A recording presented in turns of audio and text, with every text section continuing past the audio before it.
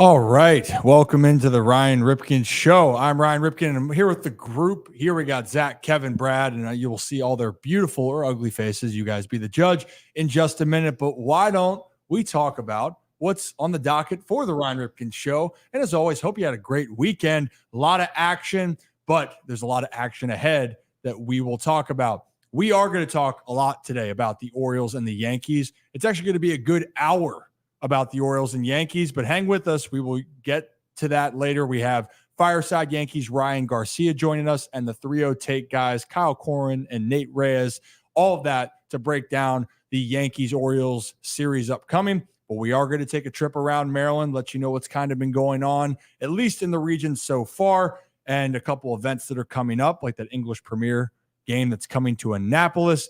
And there was some comments, at least there's a little Ravens news or a little Ravens discussion about a top 5 quarterback list from last year. We want to get your guys' opinion on this as well. And yes, for those that know, we have our Holy Shirts and Pants members. They're aware of this at 4 p.m. We're going to have another guest on to talk specifically on all Orioles injuries. And I will be doing a breakdown then. We're just crunched for time, so we want to make sure that our Holy Shirts and Pants members see that first. But that's a lot. That's long-winded right there. Yeah. But let's go around. Brad, how you doing today? I'm doing good, my man. Hey, listen, I was just looking. First of all, I'm pumped for this upcoming series. It was a huge series with the Phillies, and the Orioles took care of business.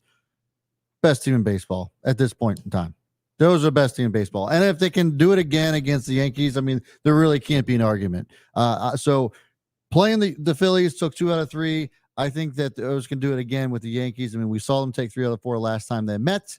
First time in New York for the O's. And so I am super pumped to get talking about the upcoming series. And also wanted to shout out Pigtown Sports. Hey, Pigtown. Thank you for joining, baby. Love it. It's a big moment. Look at Kevin giving some claps. Guys, fellas, opening remarks for the 2 little brothers of the post-prom. After prom, whatever it's called. So just for those go O's, baby. Just go O's. Go O's. Kevin? I had a lot of energy coming in here, and then I tried to prove Connor Norby wrong and say that I should not give up against playing the CPU and NBA Jam, and I suffered an agonizing overtime defeat. Every time. So I'm still defeated against the CPU. And for those that are wondering this, if you look behind Brad's beautiful face, there's the NBA Jam. Kevin has yet to win on that machine, I'm pretty sure. Is that correct, Kevin? It is for now. We really need to do a thing where whenever we have a new guest in the studio, they have to play that at least once. Yeah. Against one of us. It's either that or ping pong. If you want to make them feel at home, it should be me. Cole Irvin, the invitation's still open for an ass whooping. That goes for you too, Big Dean. Oh, they're ready. They're ready, and we're going to have it all set up with the ping pong table in the back. We got the NBA Jam. Also, though, guys, we'll point this out before getting going. Our other member, our recurring guest of the show, Rocco DeSangro. It's his birthday today, guys. Hey, and you know what? We're going to be nice to Rocco, and he doesn't even know about it. We got to show him on the screen.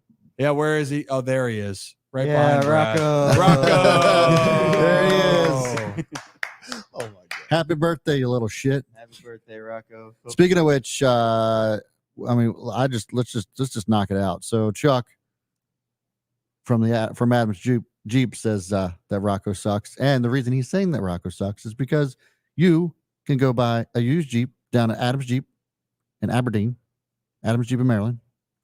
Go tell Chuck there that Rocco sucks and get a $1,000 gift card for gas. Are you kidding me? And it all happened because your boy went down there to see Chuck and said, hey, listen, we got to do something for the people.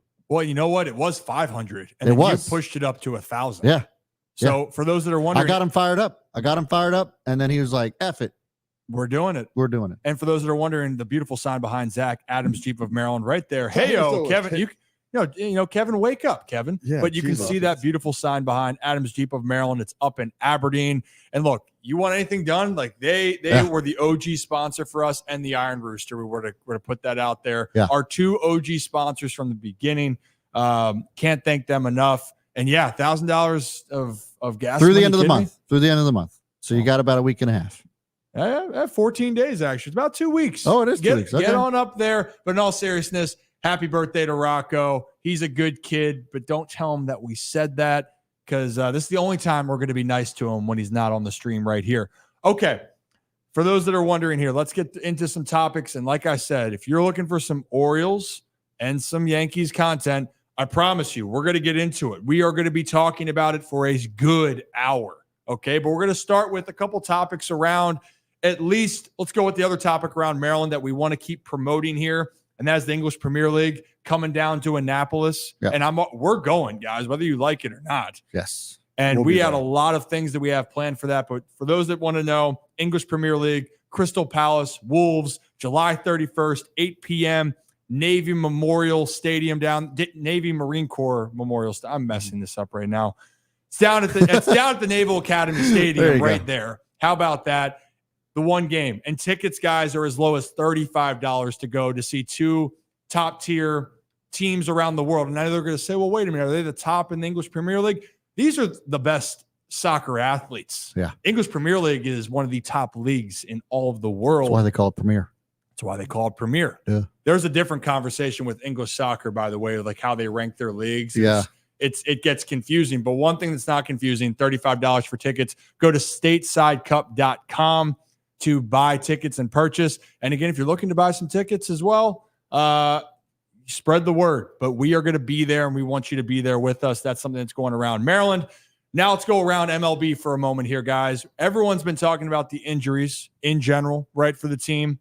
And we're going to get into a lot of those injuries moving forward in the show. But it's not just the Orioles, guys, right now. The Dodgers had a brutal weekend for two reasons. Number one, Yamamoto now is on the IL, strained rotator cuff. And that hurts for pitching. What also hurts a lot is taking a pitch right off the wrist. And Mookie Betts, the stud MVP candidate, is going to be out for a while. Let's show you the clip real quickly. I'll pull it up here since I have it, guys. For those that are watching, Mookie Betts is going to take a heater 98 right off the hand and wrist area. And unfortunately, Mookie's going to be out, but don't take our word, at least from it. Talk to Mookie. You can hear it in his voice, but he was asked about the injury situation after the game, and I'm going to pull this up. Really scary seeing you go down like that after being hit by a pitch. Just, did you know, kind of immediate reaction that it wasn't going to be a good result after this x-rays? No, I didn't know. I mean, it's probably the first time I think that's the first time I got hit in the hand, so I wasn't sure. But I just went numb, and it hurt. So, unfortunately, it's broke, but nothing really we can do now. How do you just kind of handle what's going to be next for you? Just knowing it's not season ending, but it is going to take some time to let it heal before you can come back. I'm not sure. I'm honestly not sure. You know, obviously I'll be watching the boys, cheering them on, but other than that, I mean, it's just kind of rest. Maybe use it as a mental break, and be ready to go whenever it heals up. What did you see on the pitch? Can you talk about the pitch? Oh, I mean, you just got to stay in there. I mean, you can't be scared, you know. Got to stay in there, and especially with the guy with a pretty good slider. So, yeah, I was just kind of up and in, and I was holding my ground, and unfortunately it hit me in the hand. Have they given you a general timeline at all? Not really. I'll go see the doctor tomorrow, and then we'll know more. But right now it's just let it heal. Is that Shin the hand guy? You know? Yeah. I'll go see him tomorrow. So you can hear it. You can hear it in his voice. And I'll let you keep doing that. That was my bad. I was trying to be ahead of it. I'll let you take it off the screen though, Brad, for the future. All good. But it sucks because you can hear it in his voice. You know, you're waiting for that x-ray, and you're going to have a little bit of hope because there's a chance, but there's so many small bones, so many things can go wrong. And when you get hit there, this is what I'm talking about with playing a lot of games. When when people looked at my dad's streak, for instance, he was able to battle through injuries, but he also got lucky in circumstances. And like this case, he didn't get a ball going off his hand and wrist that fractured something. Like that's a huge blow. And it's a moment that it sucks for the game, right? So you're losing two premier players. Mookie Betts, for those that are wondering right now, it's in 304, 10 jacks, 40 RBIs, literally one of the best players in all of baseball. And that highlight was courtesy of Sports Spectrum for the Dodgers, the interview after. But guys, Zach, we've talked about this a lot. No one is going to feel sorry for the Dodgers being out. It sucks for the players first and foremost, but this is baseball. You got to find a way to move past it. Yeah, I mean, I absolutely hate that for Mookie because he's one of my favorite players in all of baseball to watch.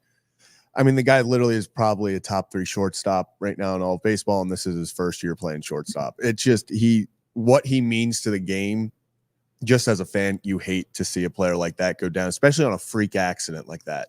Like, obviously injuries are part of the game, like you said, and no one will feel sorry for the Dodgers because, like, the Orioles are dealing with injuries. The Yankees are dealing with injuries. Every team in the league, the Phillies, JT Realmuto, Trey Turner, like every team is dealing with injuries right now. So no one's going to feel bad for the team, but it is the unfortunate part of the game where during the midsummer, it feels like guys, whether it's for a month or it's 3 months, you just start seeing that time period where guys start dropping like flies, unfortunately. Yeah, and this is a good comment right here. It says, why you Yeah. have depth.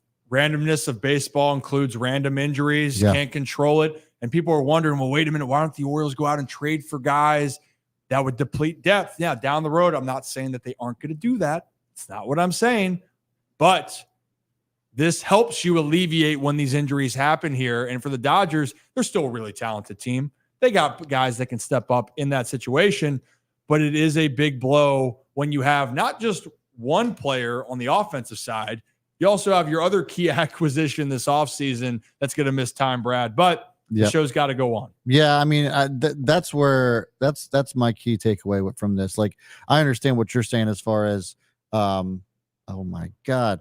All right. I understand what you're saying as far as, guys stepping up, they have talent around them, but like there is no replacement for Mookie Betts. There just isn't. Mm-hmm. And so no matter what player you put there, and it's just fact. I mean, I just don't know how you find a guy to replace a guy like Mookie and for Yamamoto as well. You're going to find a quality pitcher to fill that spot, but I think that's all it's going to be, a quality pitcher. It's not going to be, a replacement for Yamamoto. And that's one thing that I would say has been the key difference, at least for now. And I don't want to jinx anything, so I'll knock on wood. Anytime an O's player up to this point has been out, there literally has been a guy to step up to the plate, no pun intended, and actually be as good as or better than whoever they replaced. And look, we saw Mateo go out, Connor Norby steps up, just hits a jack his first hit. Like the stuff like that, I think has been the difference maker. And not to say that we couldn't fall victim to something like that, meaning the Orioles, but depth, as that viewer mentioned, is going to be absolutely crucial. So sucks for Mookie. I feel bad for him, but luckily he'll be back. It's not a season ender, and Dodgers will hopefully come back and be the Dodgers. Yeah, they got to prevail. They got to prevail, right? I mean, if you don't like it, guess what? Tough shit. Yep. You got to keep going, man. Like, and it's preaching it. No one's going to care about your injuries because there is pandemics all around baseball. Yeah. You know what? Just like if we're going to talk about with Kevin, Kevin's going to keep losing an NBA jam. But you know what? What are you going to do? You going to quit? You could quit, Kevin, or you get your ass back over to the machine and you keep battling it through. Never back down. Never what? Never give up. Never back down. Never what? Never give up. There we go. Let's go. That was so good. He's alive. He's alive. I can't believe that came out of nowhere. Yeah, it really did. Holy shirts and that was pants. relevant to the conversation. Really It was. does. I'm just saying, you looked like you were a little grumpy, Kev, right there. Hey, Yeah. Kev, you ever heard of Snoop Dogg? Let's get on a positive note. You know have. Snoop Doggy Dog? Yes, I have. Well, how about this, guys? Probably let's go to a lighter note here. Snoop Dogg was in the booth for the Brewers game, and it was electric. And let's actually listen to a little bit of Snoop Doggy Dogg on the call here for the Reds and the Brew crew. Okay. I think Uncle Snoop. Uncle Snoop, you know what? Get him to Baltimore for a little bit. Please. Oh my God, Please. yes. Get him to Camden. Right Yeah. now. I mean, that Just honestly, get him in here. Just get him in here. that is great. I think that's the part with these booths and the broadcasts is Yeah. you want to be entertained. Yeah. Snoop had probably zero idea what was going on as far as in the baseball sense, but did he bring some passion? You're damn right he did. Kevin, He take got some him. notes.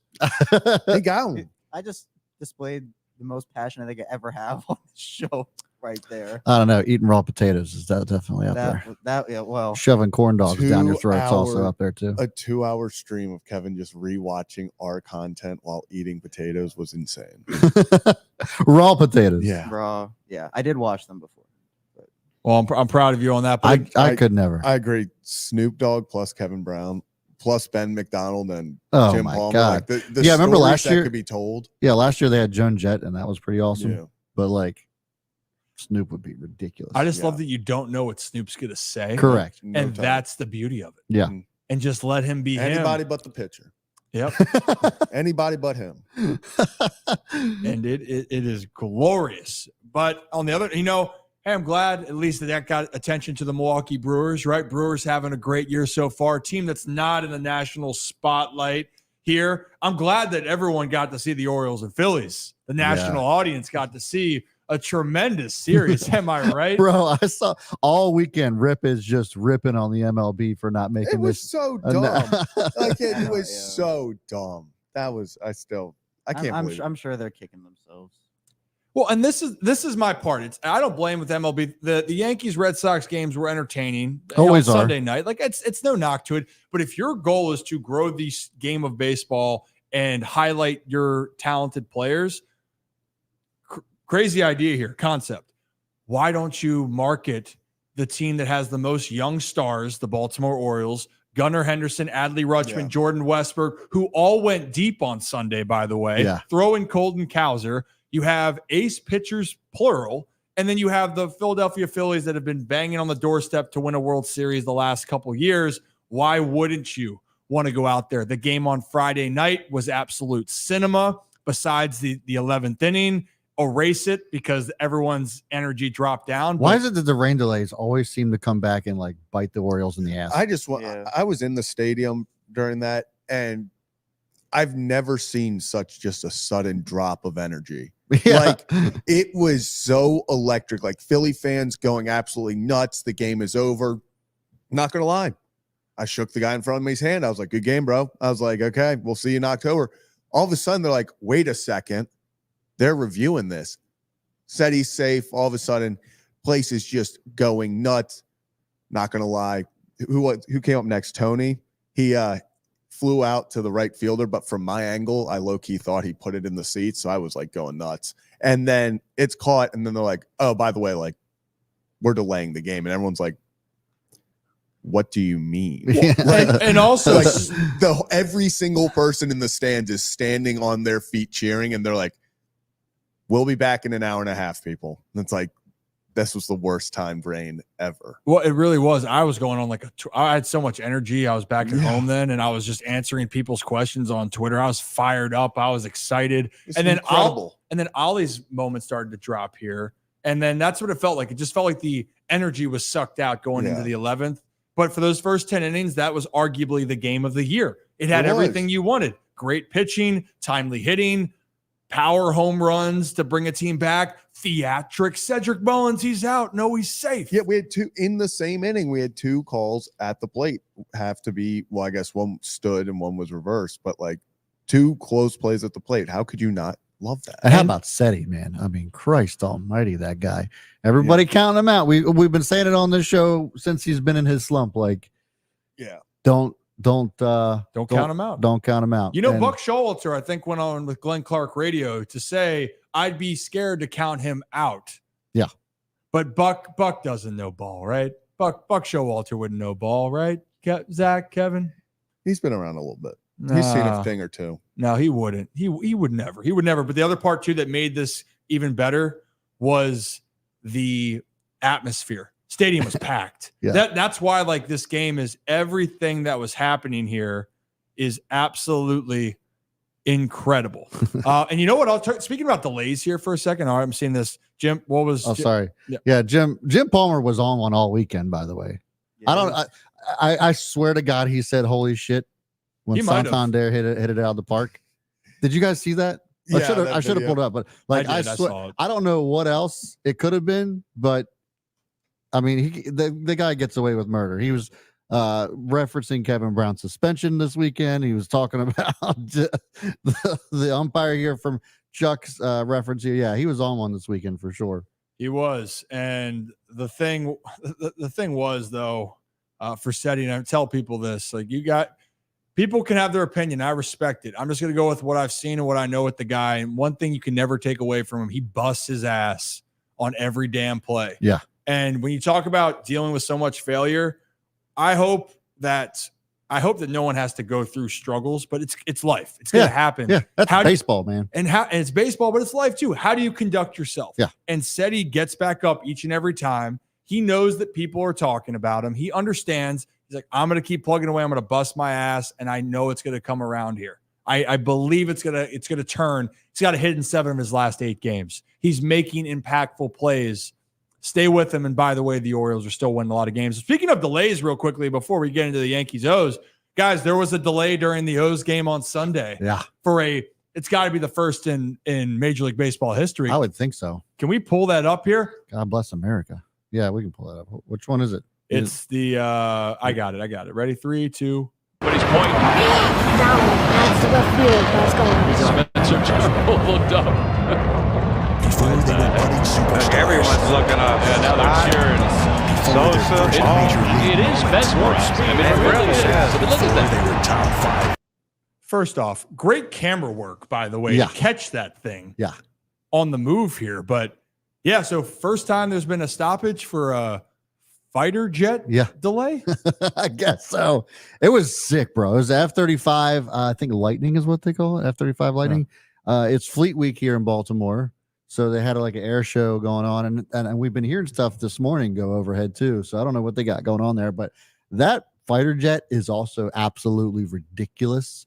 It can stop in midair and just hover around like a helicopter and then just take off. And this thing was going back and forth. It was doing a couple stunts over the stadium. Yeah, they delayed the game for that.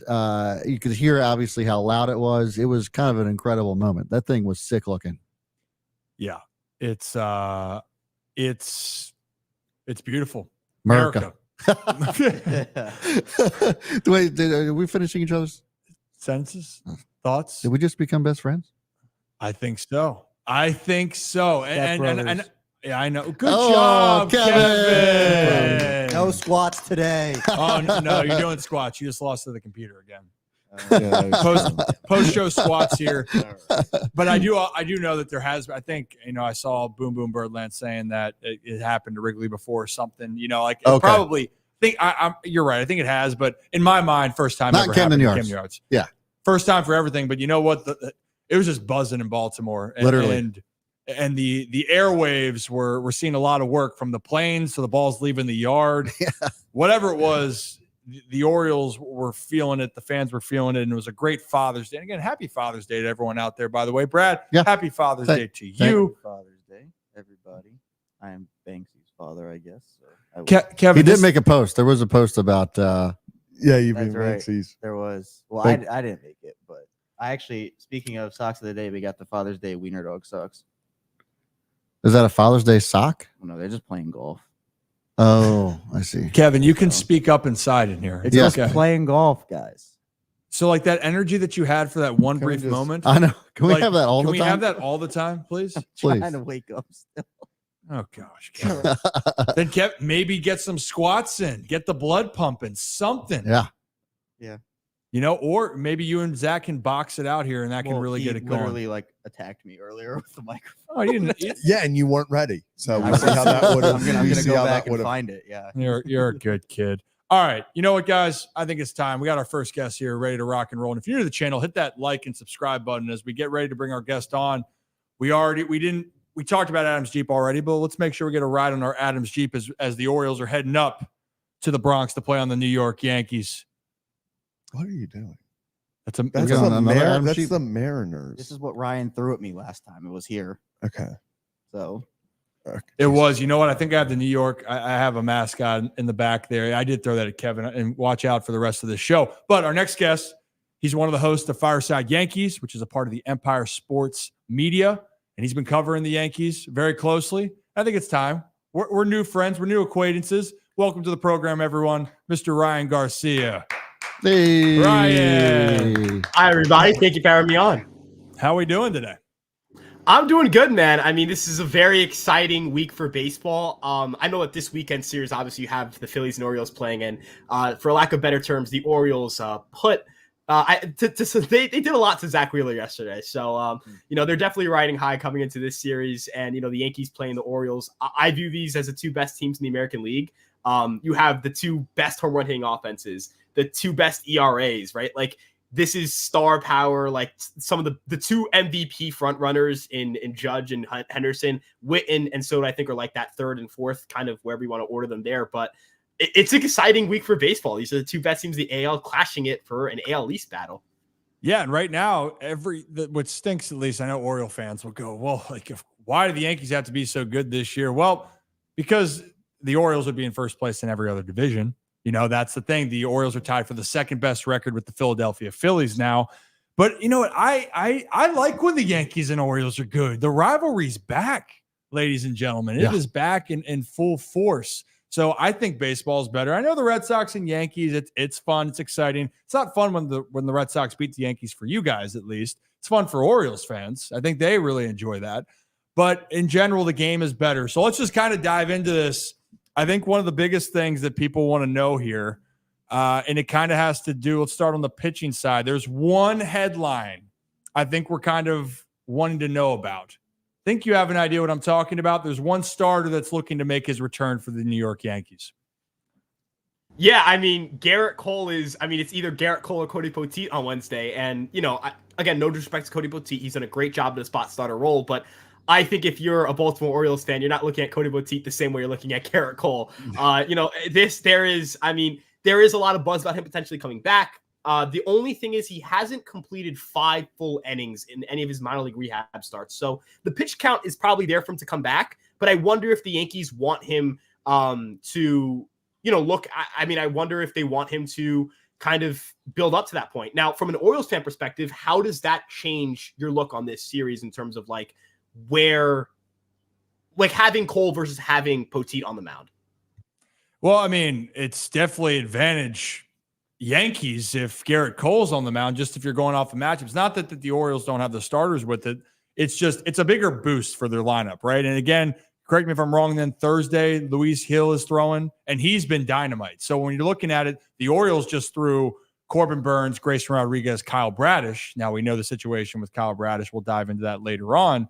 But that's where it looks like it would swing in the favor. And I think, fair to say, you getting your ace back, I think, would be a huge boost for a Yankees team that's kind of had trouble beating the Orioles as of late.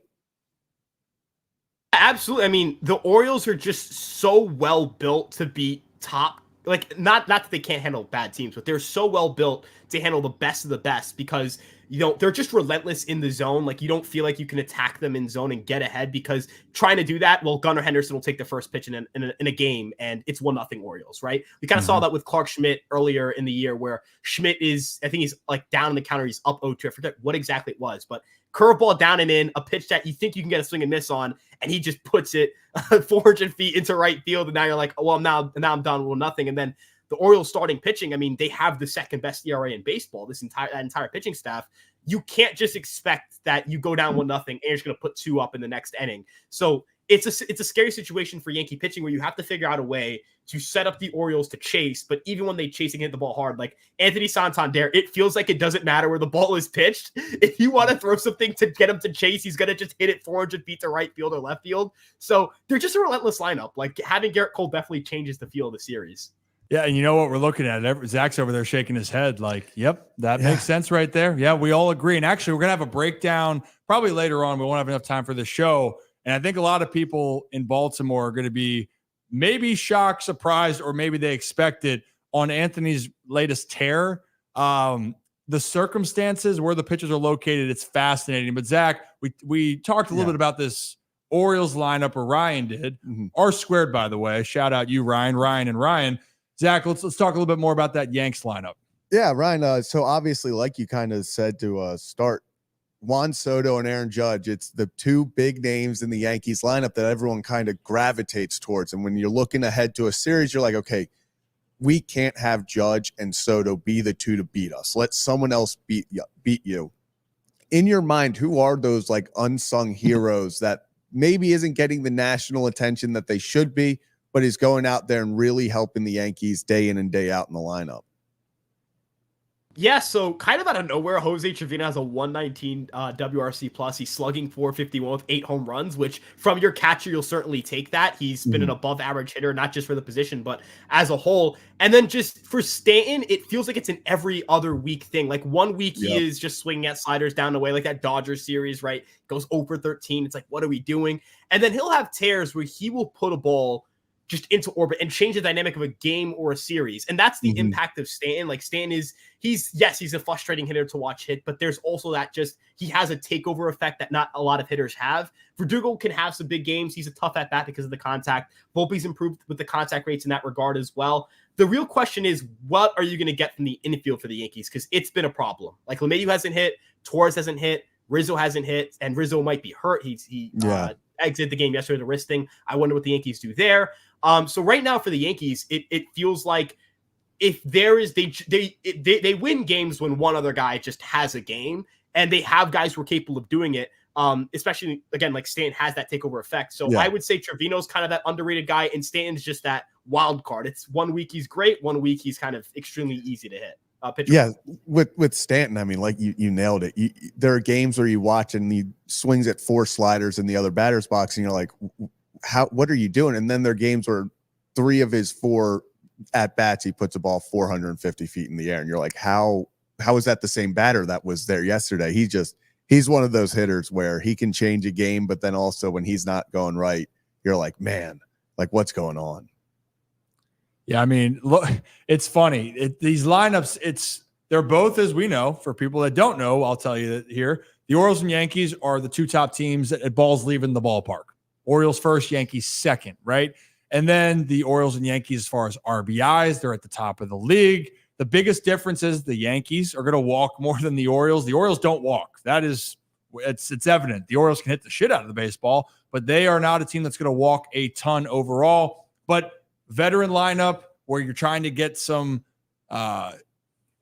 consistencies out of guys like Stanton, but you still have Aaron Judge right now might be better than Barry Bonds on steroids at the moment. Like there's an argument you can have right now. Jesus. No, it's true. The guy, I know, but it's hilarious. It's unbelievable what he's doing. And then you have Juan Soto, obviously, in this whole situation. So it's the veteran lineup with superstars versus the young lineup with superstars. And that'll be a fun little cat and mouse game, at least for pitching staffs to go about and how they're going to handle it. But Brad, we Oriole fans have really talked about what they think are weaknesses, but I think we should ask a similar question. Yeah, Ryan. So pleasure speaking with you this afternoon. I just two things. Obviously, you kind of addressed a little bit about some of your concerns with the infield.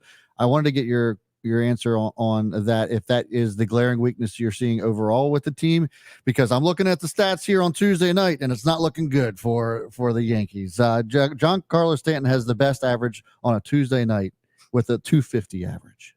And I just say that tongue in cheek because I always pick the days of the week and what players do well. And this is just so happens that he has the best average on a Tuesday with 250. Not great for the Yanks on Tuesdays.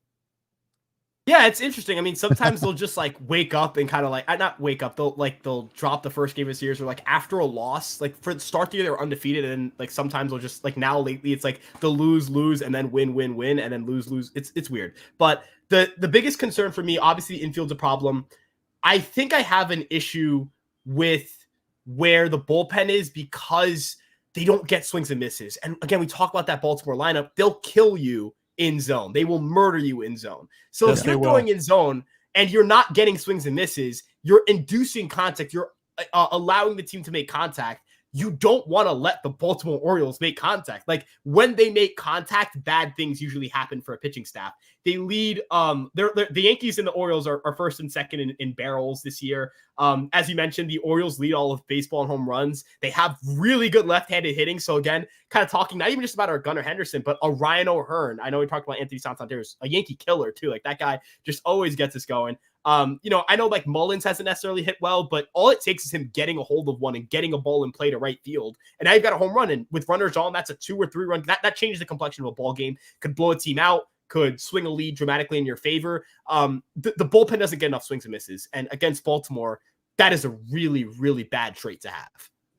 I love this insight right here because when you look at it on paper, this is the part of it, the we just saw the Phillies come in town and their bullpen has some flamethrowers out of the pen, right? The Orioles bullpen has had a lot of success, but they don't have the arms. I would classify the Yankees as having some good arms. Yeah. But you're right. The putting away, not allowing damage to be done late in the Orioles, at least last year, and we're seeing it start to pick up later in games, the Orioles seem to come alive. And for the Yankees specifically, they're going to need that if they're going to be able to keep this lineup down. So I'm very curious about it. You know what I'm also curious about is you have so much in-depth knowledge of the Orioles, which is fantastic. Again, Ryan Garcia with Fireside Yankees, and this is why we're bringing him on, because he might know the Orioles better than us at this point in time right now. And I love it, but it just goes to show you can not be a quote-unquote fan of the Orioles and still have an understanding. And Kevin, is that kind of going on? Like people outside of Baltimore still are following this team? Right. Yeah, Ryan, I'm curious because we know how tight this division race is. We know the divisional rivalry here. And you mentioned it with Mullins and some of the zone with the Orioles. But for a Yankees perspective, what has been, your observations of the Orioles this year, the Yankees fan base and their opinions on Baltimore this year? What's kind of that New York perspective on what Baltimore's done? I mean, I think Yankee fans do view Baltimore as like they're the team to beat. They're the American League team where, like, if you want to get to the World Series, it goes through Baltimore. And personally, from like my own perspective, Baltimore is an extremely well-ran team. Like, they're an extremely smart team. They're at the cutting edge of analytics and data. And they're also, I feel like they do a great job of making sure that they have still people that can relate to players. And I feel like that's important, right? Like, you can't just have data just relayed to players without proper communication. I think the Orioles have kind of mastered the art of all of these intuitive things that go into coaching and scouting and analytics and just combining all those things. They bring up young talent, these young players. They've won at the minor league level. They've won together, so they're comfortable winning together at the major league level. They feel like a team that they're a young team, but they feel like a team that's been around forever. And that's because they've won so much at the minor league level. They're just so well built from top to bottom. And it's not like they're out of minor league talent, right? Like Samuel Vasallo is one of, if not the best, I think he's the best catching prospect in baseball. So they're set up to trade at the deadline or just call up pieces if they need to. Kerstad, Nail, like wherever you want to look at their minor league level and the major league level, they just have so much talent. So they're just relentless. That's the best way to describe them. They're a relentless organization. They don't run out of good players. They just keep coming up with new ones. Yeah, you hear that, everyone out there? The Orioles are fine. The Orioles are fine right now. I do want to quickly say, Ryan, I completely agree. I've said this for the past few weeks. It just feels like the Orioles and Yankees they're going to meet in the playoffs. Yeah, and it's going to be clash. destined to clash in the playoffs. And that's like the rite of passage to the World Series this year. It just feels destiny. And you know what's going to happen in this case? The Orioles are going to hit a fly ball. Or sorry, the Yankees. No, the Orioles are going to hit a fly ball. And a fan's going to reach over and catch it, and it's going to be ruled a home run. Even though we have everything nowadays to review that and change it. Wouldn't have been nice way back in the day. But honestly, that was that moment. Everyone remembers the rule of Banez, unfortunately, off Jim Johnson in the playoffs. It's a curse. Woof. But so the Yankees still have the Orioles number when it comes to the playoffs. But right now, the Orioles are playing good ball. But we appreciate you explaining it, Ryan, because I think fan bases, every team's fan base can look more critical on their team, but it's really cool to see fan bases that are even rival fan bases have this respect for the squad here. And you might want to hate each other in the stands, by the way, by all means, be safe about it, but gets rowdy, but there is an appreciation, which I really do appreciate you speaking on. Okay. Last thing before I get you out of here, because you've been fantastic for us. Again, Kevin has learned a lot so far about baseball today. Just kidding. Kevin's trying to wake up. Ryan, if you don't know, Kevin's like part vampire? I'm nocturnal. Yeah, that's the word. He goes to bed at 5. He rolled literally out of bed. And this is for my job, by the way. I don't just go to bed at 5 to do it. But yes, I am nocturnal. Yeah, so he's something, but he's learning. He's a good kid. Ryan, and I apologize for this in advance, but this is brought to our friends brought to you by our friends over at Stuggies, who are at Camden Yards. Have you ever been down to Camden Yards, Ryan? I haven't, but it's been a goal of mine too. One of our podcast hosts, actually, Sam, he's from around the area, so he goes to games frequently, and the goal is for me to get down to a game with him one of these days.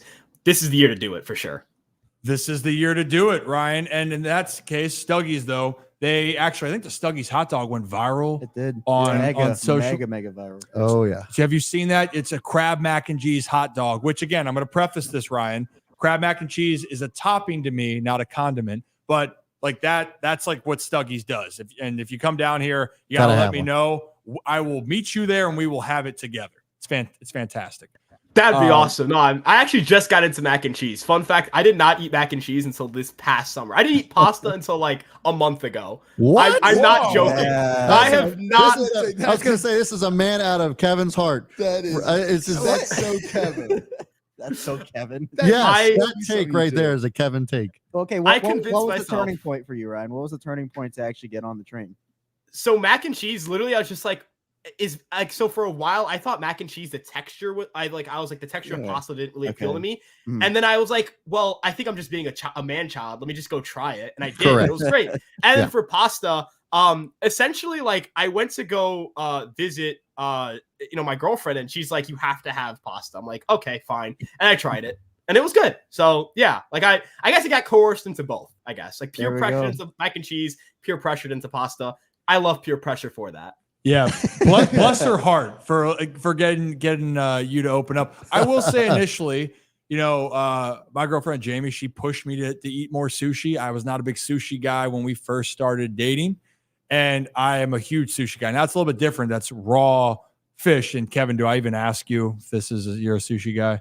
I am, and I'm saying this is me with cats as well, where I was not a cat guy. Okay, that's a whole different story. Now you're celebrating cat birthdays. Yeah. And Ryan, you probably have a lot of questions. Kevin was allergic to cats. He has a 3-legged cat.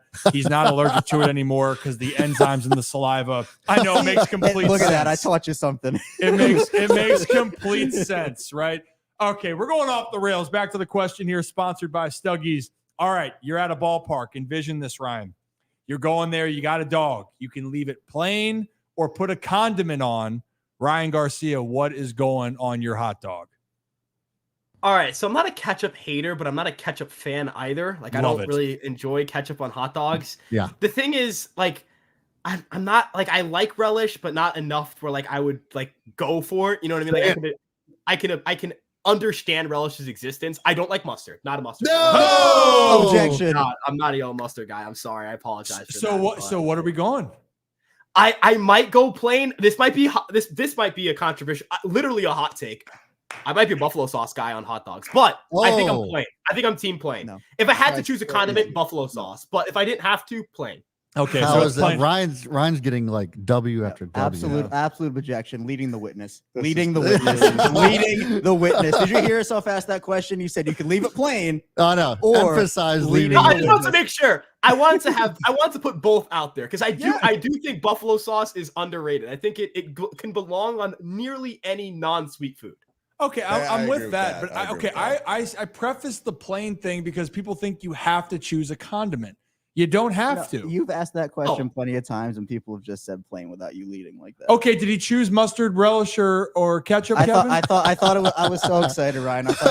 I'm the relish guy on the show, and I thought you were gonna say relish. I think it's good. It's fine, but plain is better. I just think like it's simple. It's like it's less messy too. Like it tastes perfectly fine. That, Kevin? Condiments make it better. It just makes it different. It's a plain hot dog is like. It's a luxury. A plain hot dog. It's a simple food. It's a handheld. It's perfect the way it is. God. I don't know why people mess it up. Yeah, just stop talking, Ryan. No. Yeah, Ryan, you were meant to come on the Ryan Ripken Show because you know what? My philosophy: if you're a hot dog connoisseur, if you like a good dog, you eat it plain, and then you can add your other stuff. And there is a difference between condiments and toppings. We're emphasizing that point. Okay, condiments, crab mac and cheese, or sorry, toppings, crab mac and cheese. Condiments can be a hot sauce, a relish, mustard, ketchup, sauerkraut. Sauerkraut. That's a topping. No, if relish is a condiment, then sauerkraut's a condiment. Tell me the difference. There isn't one. It's just chopped up pickles. I kind of disagree because I think there's more of like a textural thing going on with sauerkraut. Relish kind of feels more like it's a little too liquidy in a sense. Like I don't know how to express it. Yeah, I agree. I love Ryan right now. Maybe it's the Ryan name. Maybe it's just his demeanor. It's just the enthusiasm here. Now, ever eat dogs right out of the pack without bread? Yes, Oh yeah, yes, I do. Yeah. I do. Right out of the fridge. Yeah. Yeah. Yeah. No problem. It's great. Especially, if you don't want a little extra bread, watching some calories. Yeah, you're damn right. All right, Ryan, anything you want to plug real quickly before we let you go on with the rest of your day? Yeah, you guys can follow me at Ryan Garcia on Twitter, and you guys can check out Fireside Yankees for Yankees content. I also do a general Major League podcast. It's called Caught Looking, where I get to talk a little more about non-Yankee things, which I love my Yankees, but it's fun to talk about baseball in general. So yeah, you guys can follow on anywhere social media: Twitter, Instagram, TikTok, Facebook, all that stuff, YouTube. And yeah, thank you guys so much. We appreciate Ryan. If you don't, did you hate us? Is this okay? This was a ton of fun. I loved it. It was awesome. Yes. You guys are great. Great. Well, we're going to have you back on here, and this is going to be great, but we appreciate you, everyone. Ryan Garcia with Fireside Yankees. We will make sure you can find him, especially on Twitter, X, wherever you're looking for him. But, Ryan, have a great rest of your Monday, and we will talk soon, all right? Yeah, you guys have a great day, and let's go for this series. This series is going to be great, hopefully. Yeah, let's all say it together, Ryan. Yeah. Let's go. I'm not saying I can't go that far. I can't go that far. Close. I thought it was coming. What's not happening? All right, Ryan Garcia, have a great everybody. Appreciate you, Ryan. Hey, you know what, man? This is what we love. He's a good kid. I could talk baseball with that man for hours. Yeah. He knew so much. That was incredible. Yeah, that was great. That was great. We also, besides saying, let's go O's, Yankees suck. That would have been the other one. I thought he was about to give us a Yankee shit. And I was like, we're about to get spicy out here. Yeah. And so, guys, if you're new to the channel, it's the Ryan Ripken Show. We do this live every Monday and Thursday. We are in the process of rebranding because we do have post-game shows after every Orioles game, thanks to Kevin and Zach over there. It's called the after prom, post prom, whatever the hell it is. We're going to figure out a better name for that. Yeah, I don't know. Yeah, I don't know if that's going to stick here, but we're going to make sure that people know about it. And we're going to make sure it's separate because the Ryan Ripken Show we do Monday and Thursday. We bring on guests like we just had. And that was fun. I love. And what I think the biggest takeaway I have is the perspective when you look outside of your own team. You're always going to be more critical of your own team. For sure. Right. But hearing how Ryan viewed the Baltimore Orioles, I thought was very fascinating, and he knew it inside and out. To be honest. And I think a lot of Yanks fans are looking at the O's in a different light than they ever have before. And obviously last year started a lot of that, but this year, especially when we have the injuries that we do, and then the next guy's just up, hitting jacks the same way the guy before him did. It's just kind of like, man, like the depth is, and we keep going back to it, but it's just like no other team in baseball. Yeah. I mean, it's a luxury, especially when we're talking about all the injuries. And for those that are just joining the show, early on, we talked about what happened with Mookie Betts, Yamamoto being out for the Dodgers. Losses happen. The Orioles have already lost 2 pitchers to season-ending injuries. We're waiting to hear the official word on Kyle Bradish here. Obviously, hasn't been good, and Don C just right in the right moment. Don C. Appreciate you, Don. God. Appreciate you, Don C. It's literally death, taxes, and Don C comes through for the boys with memberships. The amount of money that some of our fans spend on us each and every month is absolutely ridiculous. I don't even know why you do it, but thank you for that. And the thing that we're going to add to see it, potato content. The fact that someone that Dredd paid $50 to see Kevin and eat I potatoes. made sure to. I think. Do we have the before and after pictures? No, Pull up later in the stream. Yeah, maybe later. Yeah, we can pull them up. I'll find them. You're a good kid, Kevin. You're a good kid. Yeah. So anybody missed that? Kevin ate raw potatoes live on air and got 50. 2 of them. 2 of them got $50. And he struggled for them. He did. It Yeah. was easy. Hey, I'm trying to go back up here, and obviously wanted to. We're not forgetting this either for just another quantum wave function. Say that 7 times fast.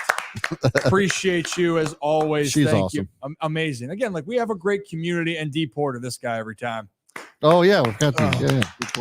D Porter, sup fellas? Happy birthday, Rocco. Have a great week. Sweeping the bad guys will help. I think everyone would like that in Birdland, but it's going to be a great series. Cannot wait for that moment. And I was looking back up here. Obviously, we had Pigtown Sports become a new member, and we want you guys to become a new member for it. With the group here, right? That's our ultimate goal. I thought I saw with Sean now has been. Oh, we're pulling that back up. Pull it back up. I got it. Do it. So Sean's been a member for 2 months now. Is that correct? Yeah. Wow. Hell yeah, Sean. Appreciate you.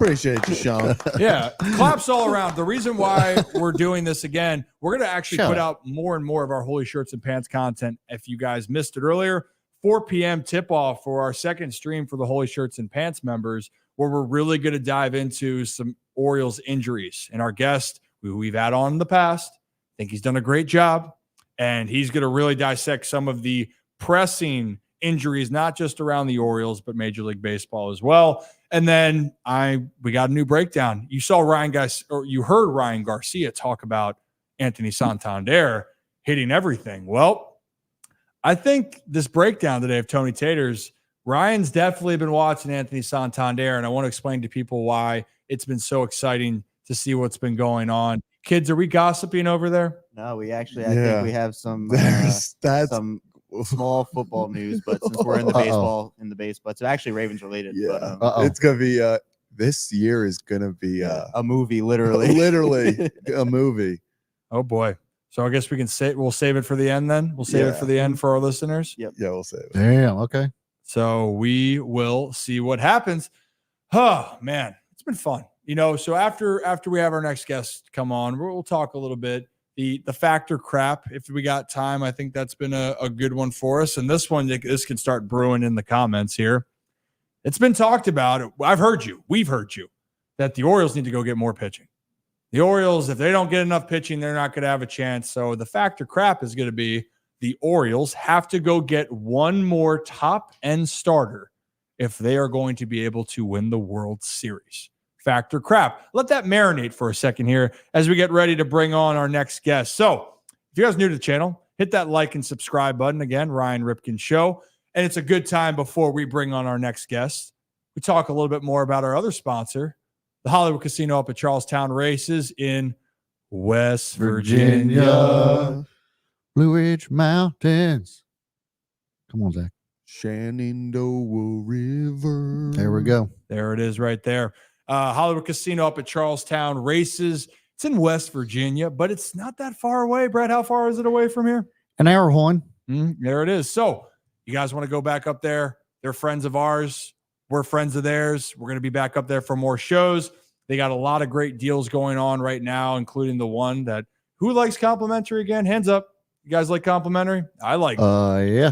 I like complimentary. Sign me up. And if you are a Pen Play Card member and you use your Pen Play Card up there at Hollywood Casino at Charlestown Races, only up there though. It's not offered in Maryland, Virginia, DC, that whole area here. It's only in West Virginia.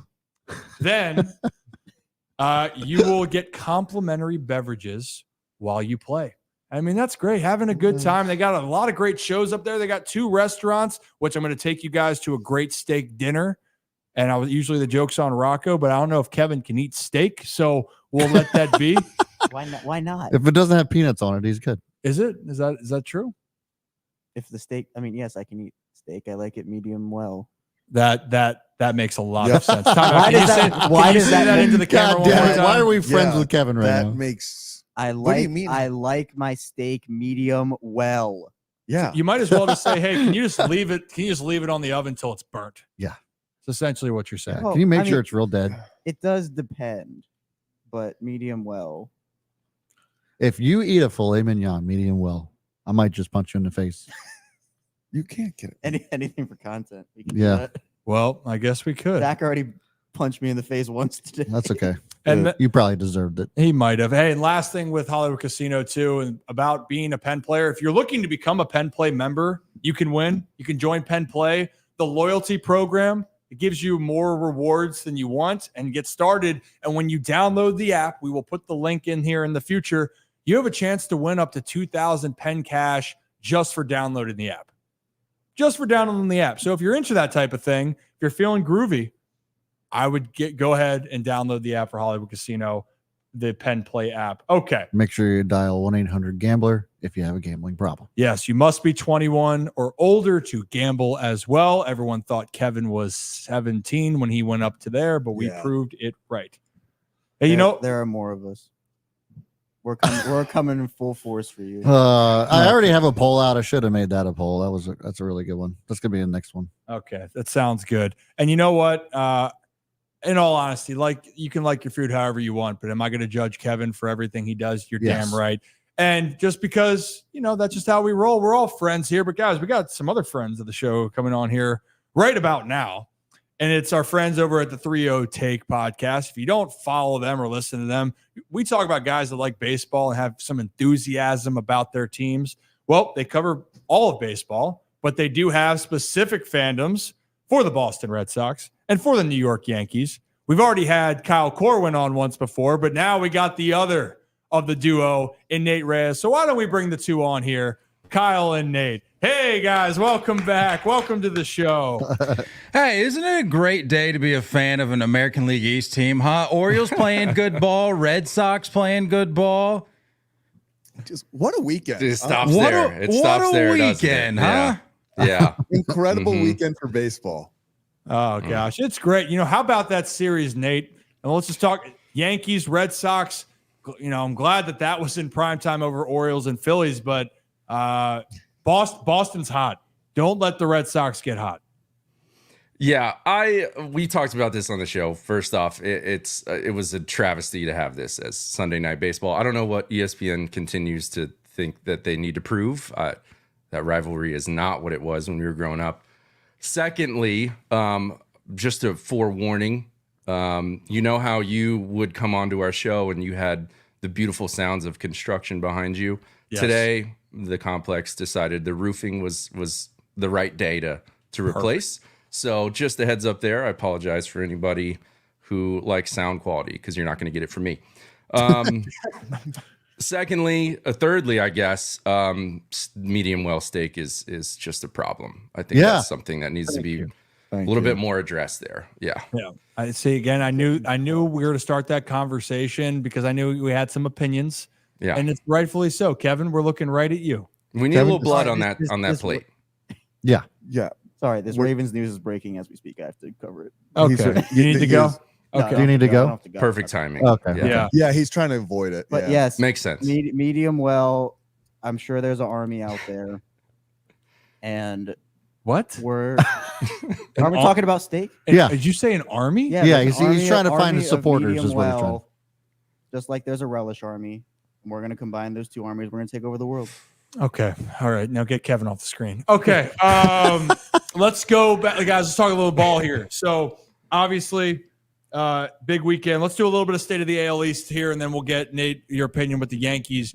But Kyle, start with you. I know it actually has been up and down for the Red Sox. Literally, they were flip-flopping from getting to 500, not getting to 500. It's been the whole year. Year. And you know what, Kyle? Last time we talked to you, it was kind of like, oh, we're just going to celebrate the Red Sox being the bottom of the barrel. But little did we know that they were actually going to come and play this season.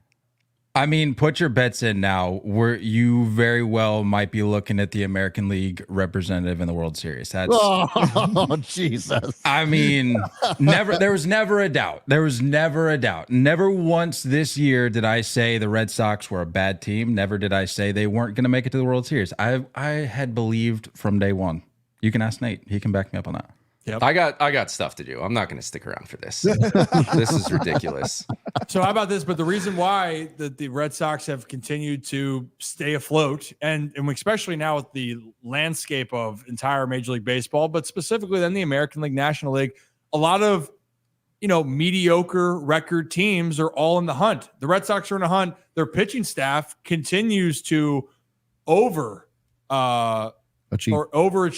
and have been the kind of driving force that's kept this team afloat, especially with all the injuries that they've had. I would say up to this point, but I would say as of late, it's actually surprisingly been more of the offense finally deciding to wake up and score runs for these arms, because we're seeing a little bit of regression from some of these starters. Not the likes of Tanner Houck or something like that. We saw a little bit of regression, or a fair bit, from Cutter Crawford. Had a good outing last night against the Yankees. Seems to pitch well against them.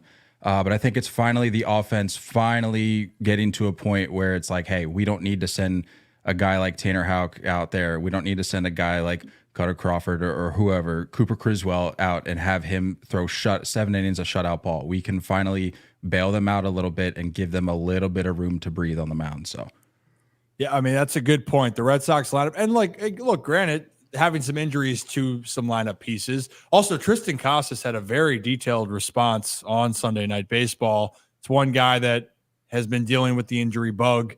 That was a very colorful interview, I will say the least. But anyway, you're right. And the other thing that the Red Sox did well, and maybe that's just a one-night thing, they stole a lot of bases. How about that on Sunday night? Most in franchise history in one game. Yep. How about that? Yeah, they've only been around since 1901. So is it really? Yeah, I mean, what are we really even talking about here? Why as is a it newer nothing? franchise? As a newer franchise here, the Orioles here since 1954, for anyone that wanted to know that trivia question. But yeah, the Red Sox, all you can ask, I guess, at this point, they're in the hunt, they're in the dance. But it does change the part if they're going to be buyers or sellers, just because everyone feels like they're in that. Everyone except a few teams feel like they actually have a chance at a playoff spot right now. And for the Red Sox, they're right in the thick of it. Now, Nate, let's move on over here for a second. The Yankees, maybe not exactly what you want going into the series with the Orioles, but still leading the division. The Yankees have still been playing great ball. We asked Ryan Garcia with Fireside Yankees before, but there is a presence that is looming for the Yankees. It's a guy that's been building up here. Is Garrett Cole? His return could be this Wednesday, but how big of a boost is that going to be for a New York team that, as of recently, has had trouble facing off against these Baltimore Orioles?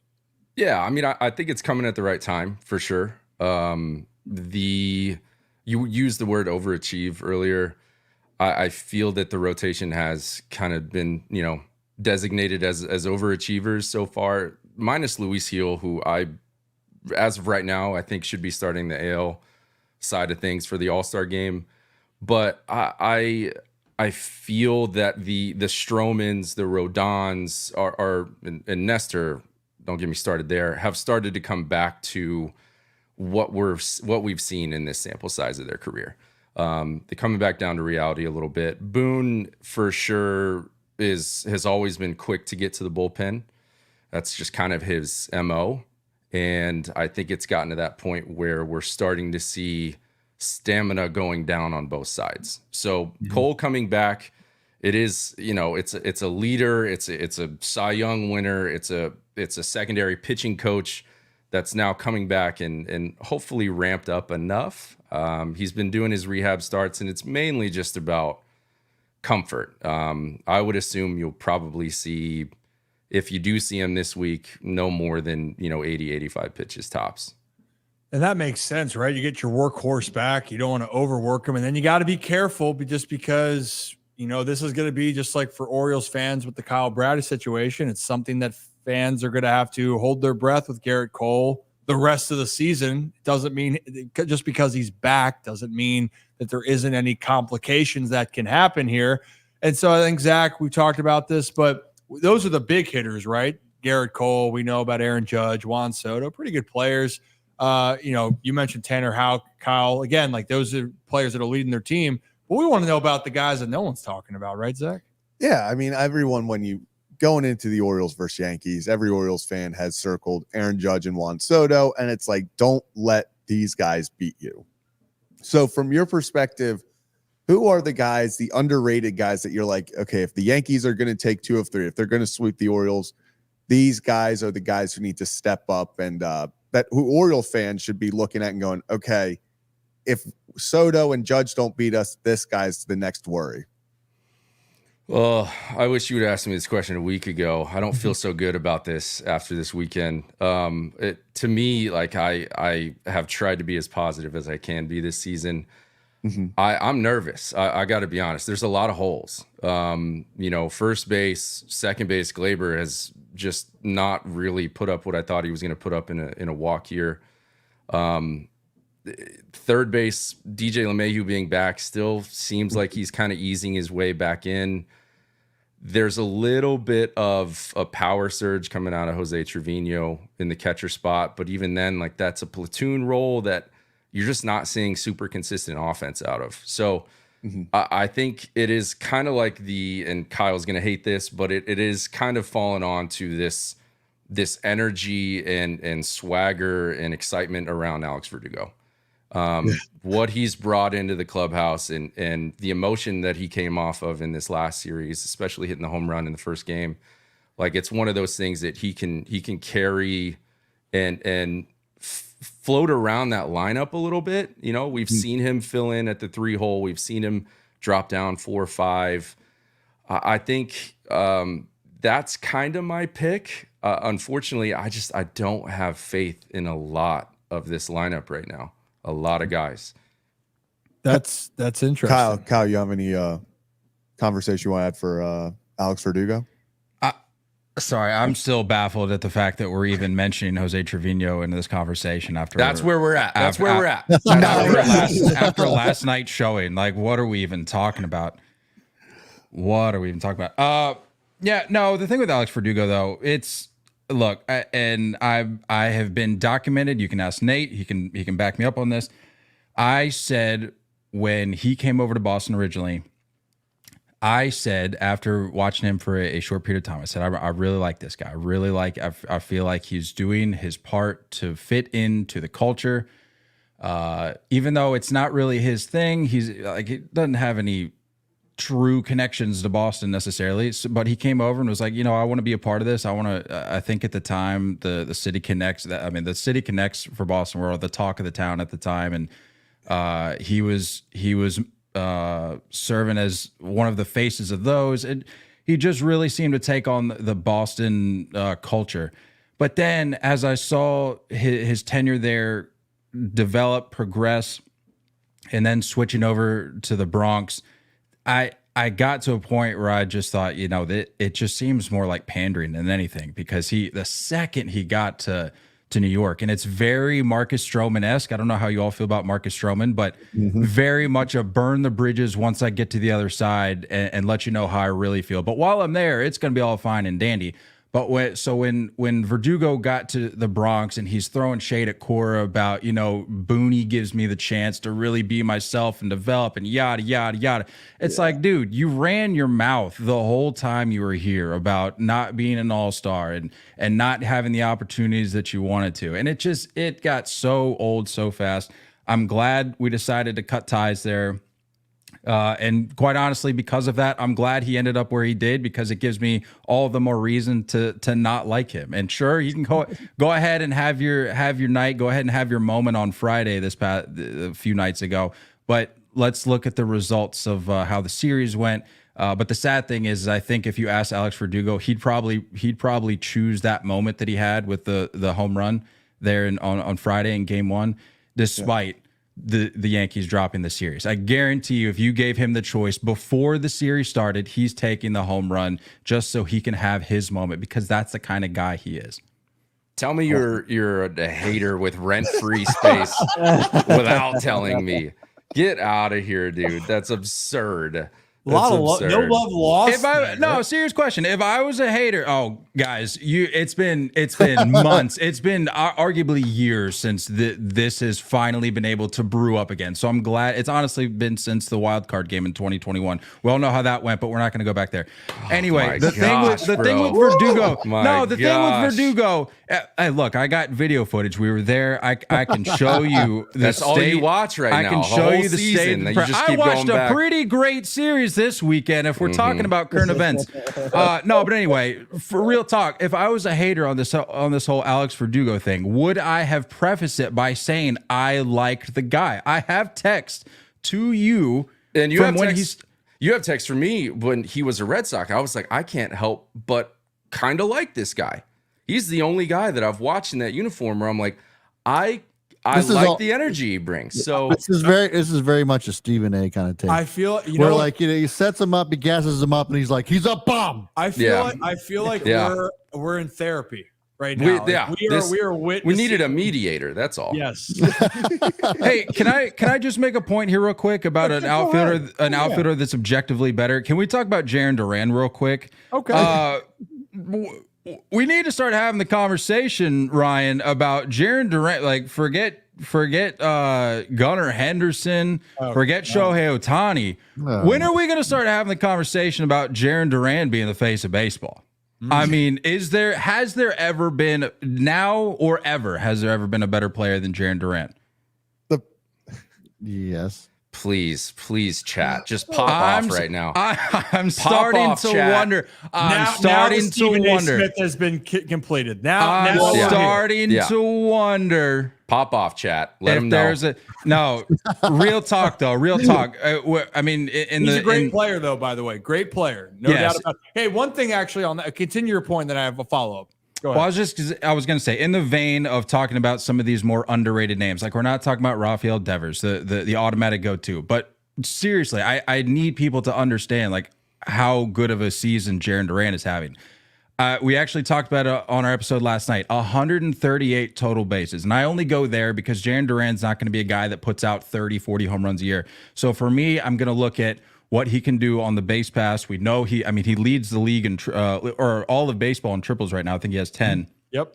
138 total bases though, which in case you were wondering, need to pull this up to make sure, is the same number of bases that Mookie Betts has more than Teoscar, Fernando Tatis, Altuve, Freddie Freeman, Adley Rutschman. I mean, the list goes on. And Bryce Harper, Pete Alonso, the list goes on and on. You know who you haven't mentioned, Kyle, who's also an outfielder, is Juan Soto. And I'm sorry. I'm taking Juan Soto every time.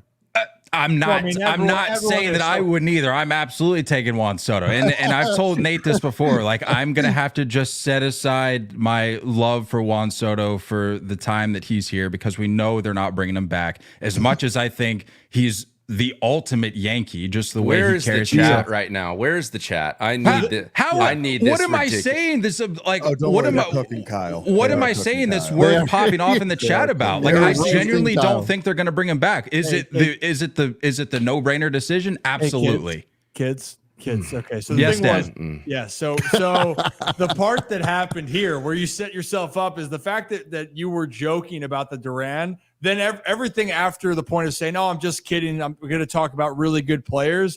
Everyone's just like, "What the hell did Kyle just say?" And they're just stuck on that. But I'm with you. Duran is a guy, and I got to face him in the minors. Talented player, the ability to run, the ability to track down balls, and he does have some pop, but he's not going to be a guy that's going to be asked to hit 30 bombs. But he is a guy that can be very effective. And for the Red Sox, they're going to need him to be extremely effective. They're going to have him be effective moving forward. The one thing, can we all agree on this? And then Brad, I'll let you ask your question.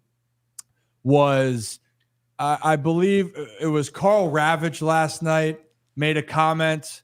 And again, I really like Anthony Volpe. I think he's a great player, but I think the comment was about, picking between Bobby Witt, Gunnar Henderson, Anthony Volpe. You can't go wrong type of thing. And I love Anthony Volpe. Can we all be in agreement? It seems like right now, Gunnar Henderson and Bobby Witt Jr. 1 and 1A. Yeah, I think there's a big gap. Difference. There's a big gap. Big gap. Hold on. Did I hear 1 and 1A? With Gunnar and Bobby Witt Jr. Oh, yeah, sure. Interchangeable. I thought we were saying like Bobby and Gunnar are like 1 and then Volpe is 1A. And I'm hold on. Whoa. A little bit bigger of a gap than that. Heel, Kyle. Hey, you know what? Everyone's getting all, take a deep breath for a second. Hey, one more thing, and then I'll take my deep breath. Ryan, I gotta be honest with you. I thought these Orioles fans were a little bit smarter than this. I'm going through the chat right now, and if their main takeaway from today is that they think that I think that Jarren Duran is the player of the century, I don't know what I can't help you. I don't know what to tell you. Well, listen, we got to talk them off the ledge regularly. So, I'm not going to defend them on this one. Hey, Kyle, you still are a good kid. You're rattling up our community here, but that's for a different time. And everyone, if you still like us, this is the Ryan Ripken Show. We do this every Monday and Thursday. We have our friends of the program, the 3-0 Take guys, Kyle Corwin and Nate Reyes. You can catch the 3-0 Take podcast. When are you guys doing it each day now? You guys are doing twice a week. Which days? We're on Sundays and Wednesday nights. So again, you can tell that they like to banter. And if you like the banter, you like the discussions. Honestly, that's how I got started, was with these two guys right here. And it's just been a blast. And you guys are going to continue to see these faces, even if Kyle becomes enemy number 1. But Brad, I think you wanted to try to maybe put Nate's mind at ease, at least for this Yankees lineup as they're playing this weekend in the Bronx. I need it. to my detriment at that, because I'm looking at the stats at home for Aaron Judge, and it is absolutely insane. Aaron Judge at home is substantially better than he is away, batting 340 and OPS of 1302. Juan Soto is 317 and OPS of over is 1.036. John Carlos Stanton's also incredible. At home, the Yankees are damn good and they're real hard to beat. I mean, the O's, we've talked about pitching's kind of been a bit of a question mark, especially with injuries. Look, Orioles have to be on their game and make zero mistakes on pitching if they expect to stay in the game. So Nate, the at-home stats for the Yanks is playing in your favor, my man. Literally, yeah. I mean, look, it's kind of obvious. It's the same script. It's been the same script. I think what the Red Sox exposed this weekend, and I mentioned this last night on the episode, that the Red Sox exposed, if you play the Yankees the way the Yankees want to play, and it's let's go starters for starters, let's go slugfest versus slugfest, and bullpen versus bullpen, there's not too many rosters that can hang with the Yankees. I think you watched the Dodgers last weekend.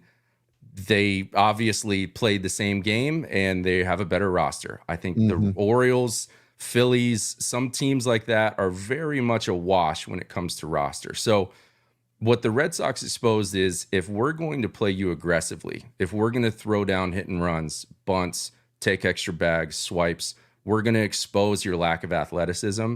And that's what makes me a little nervous about this roster moving forward, is that the corners are an issue, and starting pitching starting to come back down to earth. John Carlos Stanton is a statue. It's bad. It's really, really, really embarrassing to watch him run the bases. Well, but the thing is, he doesn't have to run the bases hard if he hits a ball 155 miles an hour. That's true. Into the stance. If he does that, he can take as long as he wants. Can you get a violation for being too slow around the bases? Right? I think David Ortiz at some of his would have been, because his longest one was like 34 seconds or something, like around the bases. Like, that's a walk. I just didn't know. Not even a brisk walk. Yeah, I just didn't know what the pitch clock situation. Kevin, you doing okay? I know a lot of Ravens news is. Yeah, we're doing good. I'm enjoying this back and forth. Again. This has been a spirited conversation. Kevin has posted 4 videos on Twitter in the last 4 minutes. Yeah. So guys, Kyle and Nate, I don't know if you guys or Nate first time being on, but for Kyle, Kevin covers the Ravens for Locked On Ravens. So that's his main job. So when he stays up till 5 a.m. combing his 3-legged cat, he's also giving out content for Locked On Ravens. But so the Ravens, there's news we'll discuss after you guys hop off with us. But yeah, you mentioned Judge for a second, Brad. Yeah. I know that a lot of people don't like the Yankees. I like great players. Is what Aaron Judge doing, what he's doing right now, is this the hottest stretch that we have seen over the last It has to be 10 years? I'm not trying to get so theatrical here, but the dude was really struggling to start the season. He was 1 for 21 or something like that. Well, he had a stretch of going 1 for 24 because it was 24. The same thing that Jackson Holiday was. Right. But then Aaron Judge decided to hit 8,000 home runs and bat about 800. So guys, I mean, how sustainable is this going to be? Not saying Judge is going to be this guy that's going to hit, what he's doing right now, but this looks like the guy that very well is the front runner now to win the AL MVP. Yeah, he's it's absurd. It's so fun to watch, and it's not anything that's like surprising to this point, because when he's on, it's better than anybody. When he's off, when the easy tell is that slider down and away, and then the missing the fastballs up that are fouling straight back. Those are the easy ones where you can start to see. I don't fall in love with the 1 home run in a series, as like ungrateful as that sounds. I don't fall in love with that. I fall in love with balls going to the other way. When he starts peppering the right field and right center gaps, and it's hard line drives or starts to lift over the wall, like that's where I start to feel a little bit more in touch with him. And I think it's you're going to see a little bit of a slide. It started to happen in the Royals series. Didn't look great at times in the Red Sox series.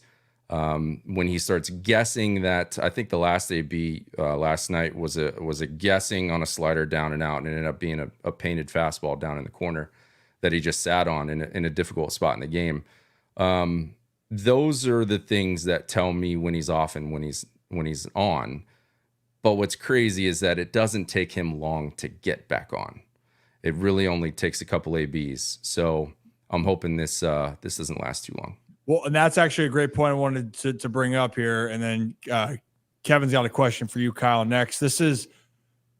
I hate the phrase when everyone goes, man, he's just a streaky hitter. Everybody in baseball is a streaky hitter.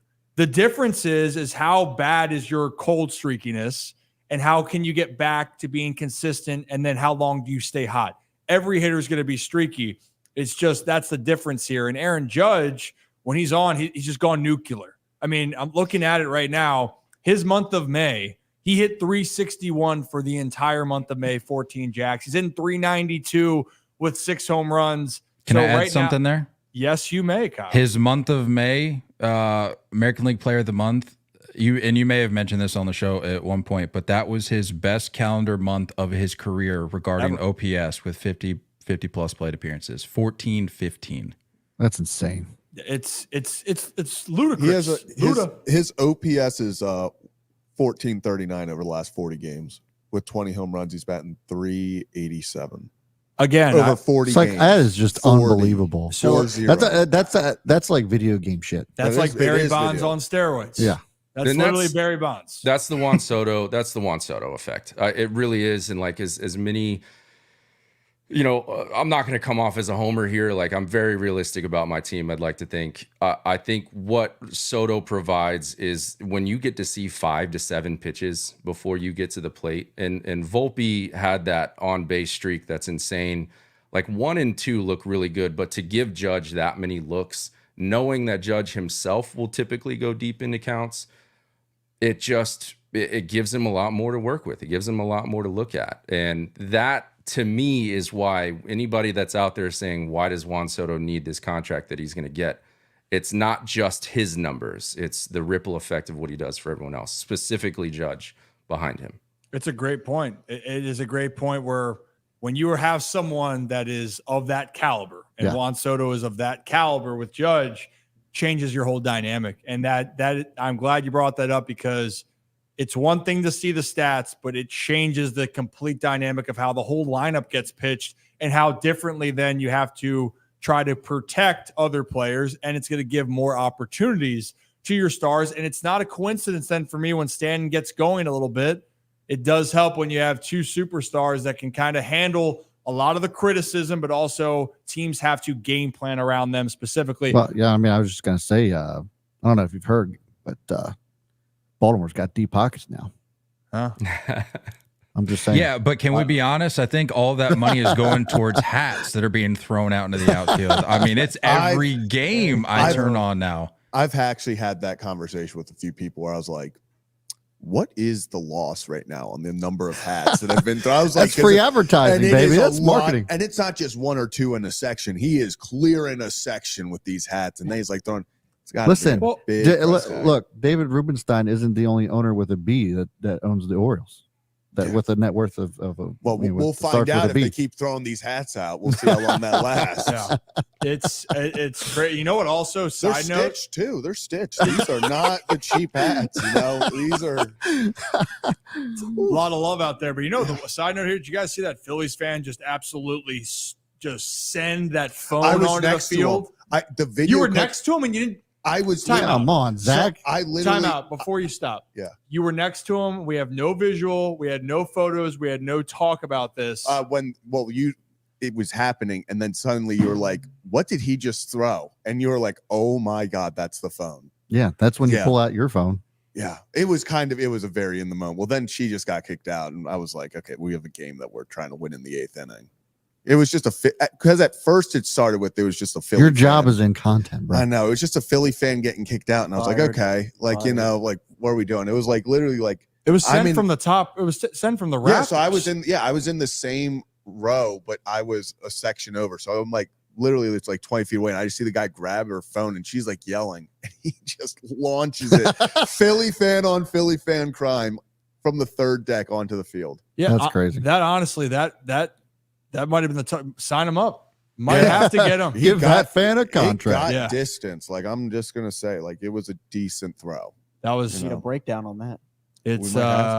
It's all good. You know what, Kevin, sweetheart, you okay? You ready to ask a question? Whatever. I'm here. I'm ready. Okay, go ahead. I'm curious about this, guys, because we talked a lot about Orioles, Yankees, Red Sox, but let's bring the entire division into this because I feel like the spot of the AL East right now, and just is it in a good spot or not? It's a conversation a lot of people have been having. At least I've seen it recently. I'm curious to hear your thoughts on how good of a spot you think the division as a whole is in, whether you talk about the next 2 years, the next 4 years, next 6. I mean, what do you feel about just where this division is right now, and then as you look in the future? Send it, KC. All you, dog. Well, I was going to say, I feel like the division as a whole is sort of letting us down because I feel like for the last, I mean, I'm sure it goes beyond this, but decade, we'll just say decade, you could very easily, without hesitation, just easily say, I mean, this is the best division in baseball. There's no contest. Yeah. This year is the first year where I feel like we're not going to be able to get off scot-free with that, just because the Reyes, who we talked about at the start of the year, that's just a team that can manufacture 90 wins in their sleep. And whether they turn it around has yet to be seen, but it's not looking great. You could say the same thing for the Blue Jays. I don't think the expectation was as much for the Blue Jays, just again, because the Rays, it doesn't matter who they have at any given point in time. They just have a factory where they're just churning these guys out on both sides of the ball. So I feel like they're kind of weighing us down, and I'm going to go ahead and include the Red Sox into the us conversation because, again, they're doing, I think, what most people probably expected them to do is hover right around 500. So they're not exactly letting anybody down with what they've done. If anything, you could say they're maybe overperforming with the injuries that they've racked up. And Nate and I talked about it last night. It's not just a Red Sox thing. That's league wide. Like, it just seems like everybody's dealing with injuries right now. Yep. But I think with the specific names that you look at with the Red Sox who they've lost, I think they've done a good job in handling their own, especially against some pretty good teams as of late. Took a series from the Phillies just before they took the series against the Yankees this weekend. And then the top of the division, you've got the O's and Yankees doing what everybody assumed that they were going to do. Whoever comes out on top, again, yet to be seen, but I think that's going to be an interesting race down the stretch. But all in all, kind of bringing it back home, I think comparatively to years past, I think the division is a little bit weaker as it stands right here, making the turn into the second half of June. Yeah, I think the Blue Jays are probably the biggest surprise for me, and I think I'm at that point where I'm all done. Like I'm tired of waiting. They're in limbo right now. They're trying to call up some guys, but they've been the team that's supposed to win the AL East the prior 2 years. That's what I'm saying. You have that weird ticket. What's it called? The package for season tickets. Did you see what the Blue Jays? Oh, that's right. There was they sent out a thing that usually season ticket holders have to renew their thing in middle of August for the next year. And they sent out a thing saying it's now due by July 22nd. Before the trade deadline. Right before the trade, 8 days before the trade deadline or whatever it is. That's foul. I said this a few weeks ago. I don't foresee them hanging on to both Vlad and Bo. I think, I don't know which one makes more sense for them. I think Bo's conversation now gets a little bit more intense. The Dodgers are in a position where shortstop's a hole, and I think even when Mookie does come back, if the wrist is healthy, do you want to see him playing shortstop every day with that? Would you rather put him in the Gold Glove spot that he's used to in right field? So I think Bo makes a lot of sense in other places. But overall, like the Blue Jays, they have the staff. It's been a disappointing back end in the bullpen, an underperforming offense. IKF is playing every day and that's your answer, it's like there's some issues there. And aging George Springer, Varsho doesn't seem to be living up to what they thought he would be. So that's just a disappointing thing. But the Rays, what are you going to do? You know, when you lose McClanahan, when you lose Baz, it's like maybe this year's just a wash. And I'm sure they'll be back into the conversation next year because they just reevaluate and do a rebuild without ever really calling it a rebuild. I agree with you on that. And also, one of your star players, Randy Arozarena's had a rough go overall, like for the season, you know. So context, guys, good players do struggle. It happens. It's a part of it. But then to be great for a long period of time, can you consistently do it? Well, guys, got one question left for you. Then we'll get you out of here. Kyle, I forget if we've asked you this before. Have we asked you? It's the controversial question. The hot dogs or something. Have you been asked by us? I have not been asked. Oh, hey now. Again, this is brought to our friends at Stuggies here. Obviously, they do the crab mac and cheese dog at the stadium. But guys, there's a difference between toppings and condiments. You can have it plain if you want to as well. You know, just because, Nate, you finished, Kyle, you can start this off, okay? You're at a ballpark here, guys. Kyle Corwin and Nate Reyes, what is going on your dog? All right. This is what people ask me this all the time. But this is what I say. I say I would prefer ketchup, but if I have to raw dog it, I'll raw dog it. To me, ketchup is a bonus. If there's good quality ketchup, because you gotta remember here, I'm a Red Sox fan. There was a weird ketchup scandal up in Fenway. Like they were putting out some weird vegan impossible ketchup nonsense that was straight up crap. Okay, so a little scarred there. Impossible. So it's like it's not the tomato. I don't know. It's from the moon. But isn't it tomato? That's what I'm wondering. Yeah, it's a vegetable, dude. I don't know. That's the thing. Look it up. I'm not making this up. It's just weird. They call it vegan, but it's a vegetable. It's like, what are we? Well, technically, I guess it's a fruit, right? Yeah, tomato's a fruit. It's a fruit. That's my bad. Ketchup's just a smoothie. That's all.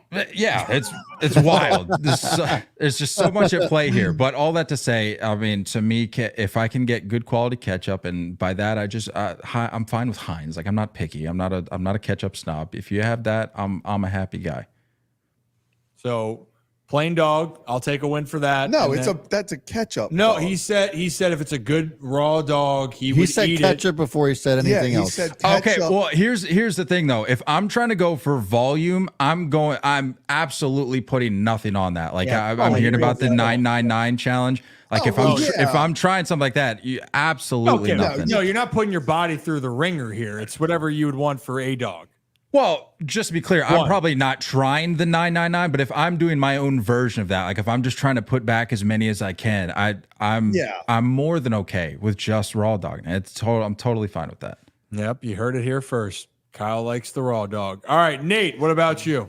I have like 5 different answers. Number one, I could go like a full year without having a hot dog. I think hot dogs are widely overrated. It's ridiculous. All right, guys, that was fun. We'll catch you later. That's good. God, I don't know. We what might we're have doing you here. back on. This is coming from the guy that goes to Yankees games and he sits in like the club level where it's like all you can eat like shrimp and calamari and like, get out of here. Give me a dog. Give me a tender bucket. You know, I'll hit some tenders. I'm perfectly fine with plain. Plain is okay. If it's up to me, I'm going ketchup and mustard. There you go. I'm going to ride both of them. All right. But I mean, if crab mac and cheese is an option, that's kind of a no-brainer. You know what I mean?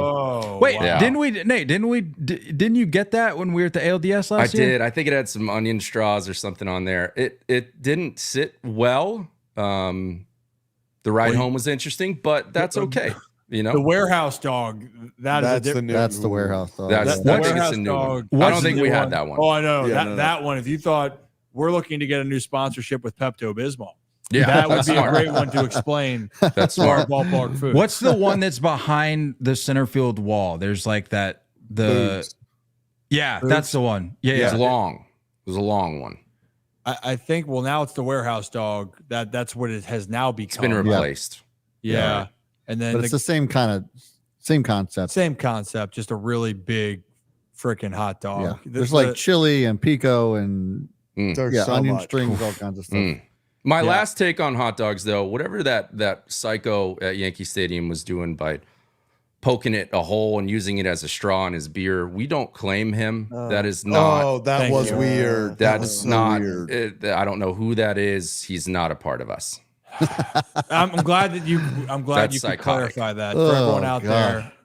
You know what? He's not claimed here either. He goes unclaimed. But guys, those are. We'll take it. We respect everyone's hot dog decisions. We don't respect Kevin's steak consideration. Yeah, that's ridiculous. That's delicious. He's a good kid. I mean, and also I'm the relish guy, so that is also the controversial condiment. Yeah, I he's guess, every so. controversial food take is because of Kevin. Yeah. Yep. You probably Yeah. dip your fries in mayo, don't you? No, I don't. I eat my fries plain. I eat my cereal plain. I have Yeah, no bagel. milk. Yeah, no milk on cereal. I gotta go. I gotta get out of here. I think it's a great. See what we deal with. One of Yeah. the greatest snacks of our generation is plain Cheerios. Wow. Okay. Of like It's all the just weird unreal. things, like that's not even the weirdest one. It's not. It's not. But you're really fucking weird, Kevin, and it's okay. And I why love we you love for you. it. We all are weird, but guys, appreciate you. Obviously, 3-0 take. You guys are doing it twice a week. Anything else we need to plug for you guys on socials? Anything? Thoughts? Hey, just get on board with Jan Duran. You know, that's all. I really Oh, gotta say. get out of here. Follow Jan Duran on social. I won't even plug our stuff. Just hit up Jan Duran on social. Good guy. Good ball player. Go to the ESPN app, hit follow player, so you Yep, get all this. there you stat go. updates. Get all the noties. You're right there. That's Everyone in fantasy Jesus. baseball trade it for him. That's Yeah. right. Well, how about I'll do this for you? You guys are the 3-0 take on Instagram. You got a great following. It's the biggest account on X I know is yours at Kyle Corwin Takes. You tweet everything baseball. Nate, do you still have your X account? But it's kind of, it I don't hides. know. Yeah, I don't. I just retweet stuff. Oh, I can't That's say cool. tweet anymore, can I? Repost? Oh, Sorry, Elon. I'm sorry. Yeah. yeah. Okay. It's, Well, it's that. I'm not going to put any original thought out there. I don't got time for that. and you guys, and honestly, when the stamp of approval, for those that forget, the one that created the stamp of approval for "You're a Good Kid" is Mr. Kyle Corwin right there. Yeah. Hey, and joking aside, nothing but love for Orioles fans. You all have been waiting for this for a long time. I know, obviously, last year didn't end the way you wanted it to, but I'm loving watching you all just thrive in your element right now. This is fun baseball to watch. The Orioles are the very next team I flip on after I'm done with the Sox game. So nothing but love for you guys. I'm happy for you. Well, we appreciate that. And I think actually some people appreciate you guys surprisingly. They think that you're funny. They don't think you're too well. No, they do think some things. But guys, Kyle, Nate, appreciate you. I'll text you. I'm glad we could get the band back together. And if you guys are cool with it, this is not going to be the last time. We're going to have to do this more consistently. All right. Thank you, gentlemen. All right, Appreciate guys. it, guys. Kyle and Nate, everybody. Thank you. Really, Awesome. some great kids. Right There's there. some good kids. Fantastic. Really good kids, and Kevin.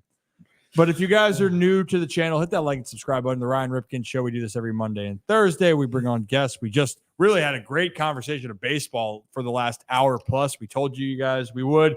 Our show's changing a little bit at the moment here just because of the Ravens news that just hit that had Kevin jolts away for 2 seconds. Now he's back into his old grumbling, stumbling ways again. Kevin, we're gonna have to work on like an etiquette of if fake it till you make it. Yeah. Like you sit here. Kevin is not used to being. I will say No. this. You know what, though? Kevin showed up and actually brushed his hair. He did. He did. He Look doesn't have the bedhead. You have to start somewhere. Yeah. You have to start somewhere. All right, so Kevin, I'm proud of you, man. You look like should you we- found. yeah. You look like you found the hair dryer. Yeah, Thank you. I think then Kevin, because you've been waiting, do you want to share the news of what's been announced here for the Baltimore Ravens? And project, please. For Christ's Yes. sake. Okay, everybody. There it is, louder. There we go. Just dropped about 20-ish minutes ago. The Ravens and the rest of the AFC North for the first time are going to be featured on Hard Knocks. So the first time an entire division is being featured. I believe it's the final electric. 6 weeks of the season. It will cover the AFC North race coming down. I think it will probably come down to the wire. So you got Ravens, Steelers, Browns, Bengals, all on Hard Knocks on HBO. Ravens are back on Hard Knocks. Back, baby. so damn back. Honestly, I'm fired up. Kevin, this is the enthusiasm we need. Yeah. I also one time, got Kevin. Let's go. Let's go. One more time, Kevin. Come on, Kevin. Let's go. Listen, I did text our friend of the show, Nick Moore, and he did not know the news, so I had to break it to him too. But he said that he is super pumped for this.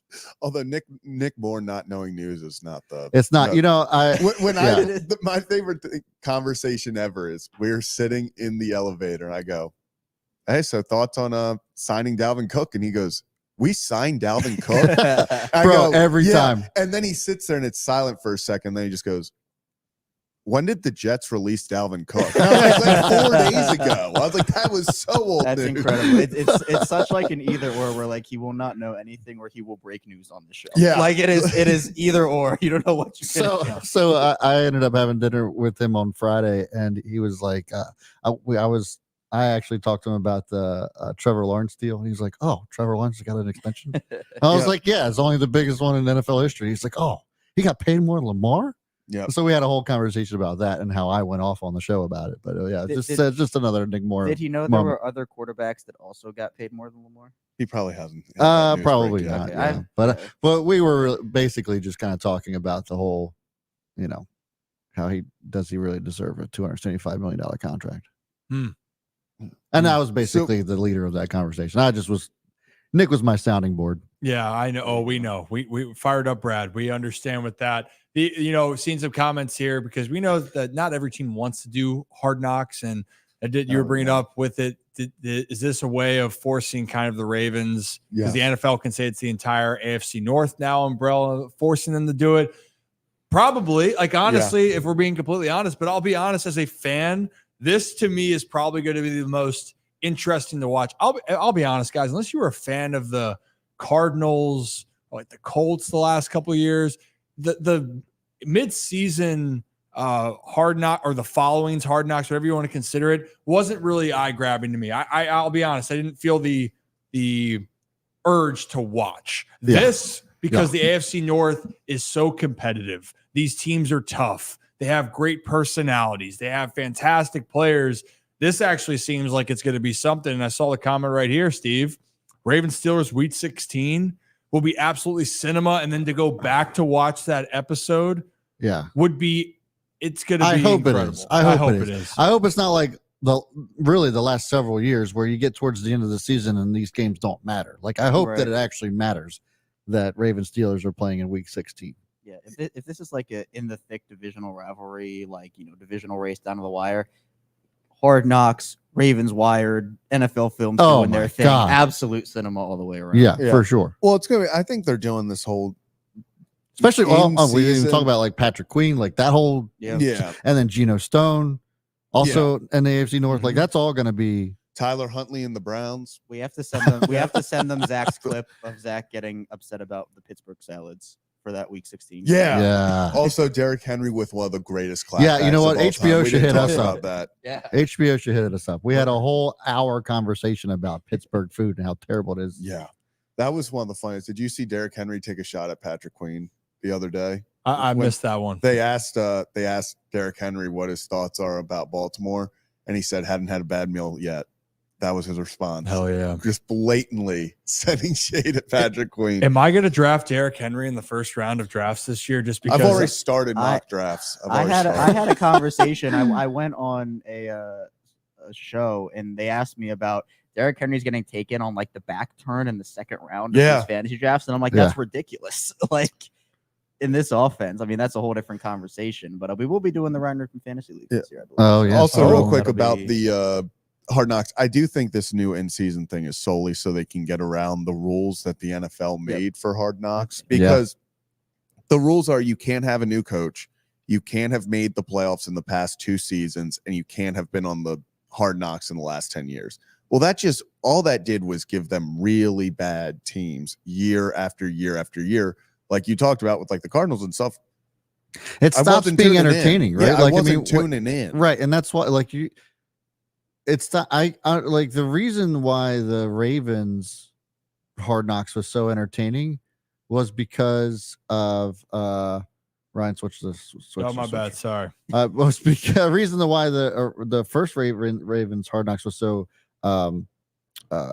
exciting was because they sucked kind of the year before, and then they went on to win the Super, or almost went back to back on Super. But anyways, like that's the kind of stuff that was entertaining about Hard Knocks, was you kind of saw the underdog and then actually have put together something. But when it was shitty team after shitty team after shitty team, kind of like lost its luster. So this like division type of content where you're covering the whole division, I think that it's going to do wonders for it. Even if it wasn't AFC North, like if it just ended up being like another division, I think it would have been really, really good for the show. They literally this year, I just looked up, they had 3 teams eligible for Hard Knocks this year. It was the Bears, the Saints, and the Broncos. So obviously they chose the Bears. Nobody's going to watch those, right? I mean, maybe you'll watch it for. They'll watch for Caleb. Yeah, Bears will. They had to choose the Bears because that's the only one with big storylines. I mean, who is going to be like, oh, let me see what the inside workings of the Saints is going to be like, or the Broncos, right? Yeah, those are just 2 teams that are sitting. You kind of expect what you're going to get from them. Like King of Bears, I need this one too. Yeah, I would watch that. I would watch every single episode. Hope they don't make the playoffs this year, and Harbaugh doesn't get fired, and they'll be on it. Yeah, although it is to note, John Harbaugh is very, very, very very vocally against. Yeah, and that was the thing, right? That was the only reason. I don't think any team wants to do it. No one wants to do it. No one wants to do it. And so that was the point of saying this is exactly forcing the Ravens to do it, is by making the entire division do it. Yeah, but you know what though? Like I understand why you wouldn't want to do it. Obviously, the number one reason I'm sure is because of how much of a distraction it is. Yeah. But if you are really in tune with what it does for the game, I mean, look at what quarterback did. Look what wide receiver's doing.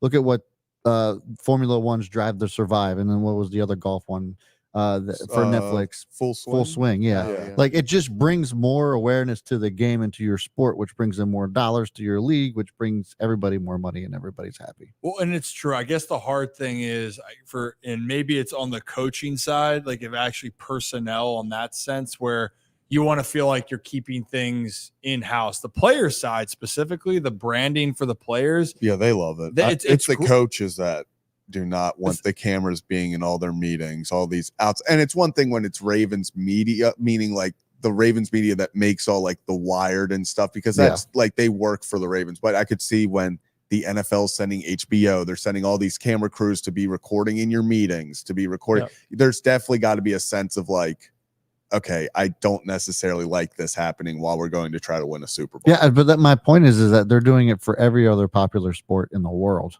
Yeah, it's just I think they're all the same. I don't think any major team necessarily would want a documentary. Like there's just a lot of distractions. For sure. Because even like the quarterback thing, they could only get quarterbacks to do it for 1 year, and then they were like, "No, I'm good." Yeah. No one else wanted to do it.